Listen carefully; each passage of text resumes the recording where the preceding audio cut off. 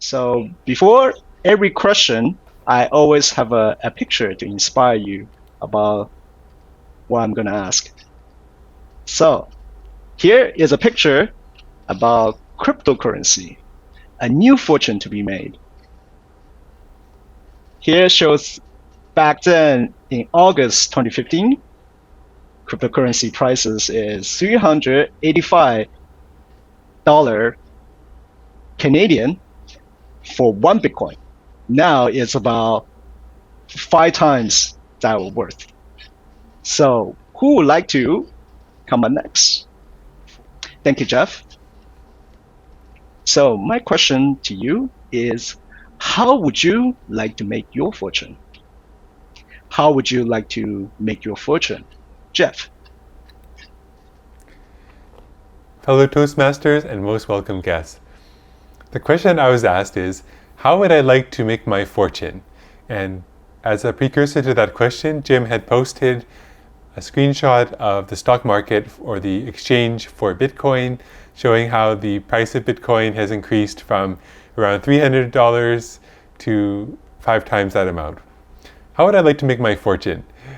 I recently saw a very lovely real estate advertisement for a very expensive house at UBC. It's actually on the UBC endowment lands right on campus.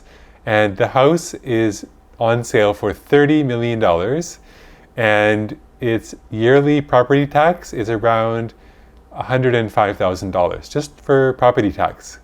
So I think, wow, if I somehow manage to buy this house, I don't think my take-home pay after tax is even $100,000. So I would not be able to afford the property tax on this nice residence.